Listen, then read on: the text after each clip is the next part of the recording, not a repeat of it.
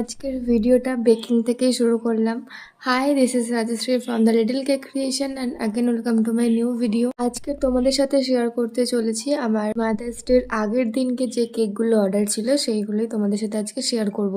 আর তার সাথে শেয়ার করব যে একটা বেন্টো কেকের পিছনে কতটা খাটনি থাকে। আগের দিন রাত্রেবেলার তো কারেন্ট ছিল না আমাদের এখানটায়, মানে আমি 8 তারিখের কথা বলছি। 9 তারিখে যেহেতু আমার 9টা কেকের অর্ডার ছিল, তো আমি ভেবেছিলাম অন্তত 5টা কেক আগের দিন রাত্রে বানিয়ে রাখবো।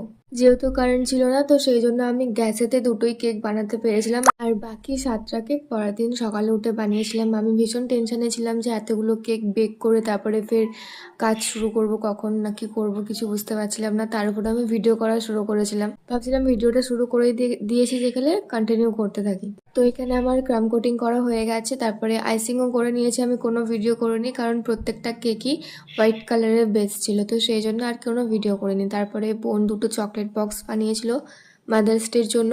এই দিনকে দুটো ক্লায়েন্ট দুটো কেকের সাথে নেবে, তো সেই জন্য। আর এখানে দেখো, এই কেকটা নিয়ে আমি খুব ঝামেলায় পড়ে গিয়েছিলাম।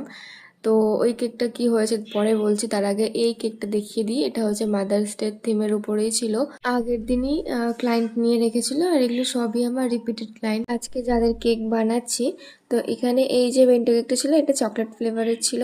আর আজকে আমার বেশিরভাগ কেকটাই ছিল ভ্যানিলা ফ্লেভারের। 9টা কেকের মধ্যে 7টা কেক মনে হচ্ছে ভ্যানিলা ফ্লেভারের ছিল। আর এই কেকটা দেখো, এখানটায় 3টে বেন্টো কেকের ডিজাইন নিয়ে আমাকে এই একটা বেন্টো কেকের মধ্যে করতে বলেছিল।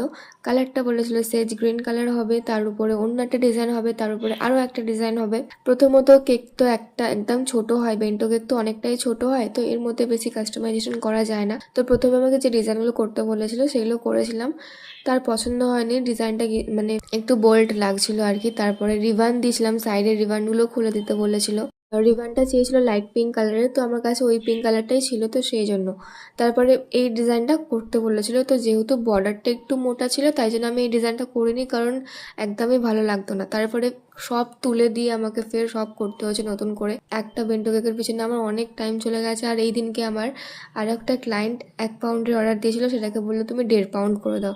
মানে কি যে ঝামেলায় পড়ে গিয়েছিলাম এই দিনকে। ওই বেন্টো কেকটা নিয়ে বিশেষ করে আমার মাথাটা খারাপ হয়ে যাচ্ছিল, মানে রাগও উঠছিল। এদিকে আমি ক্লায়েন্টদের কিছু বলতেও পারছি না, মানে কি বলবো। তার উপরে শর্ট টাইম এতগুলো কেক বানাতে হবে, মানে আমি কাঁদবো না কি করব বুঝতে পারছিলাম না। মাথাটা ঠান্ডা রেখে শুধুমাত্র কাজগুলো করে গিয়েছি, আর ভীষণ রাগও হচ্ছিল, কিন্তু কিছু করার নেই।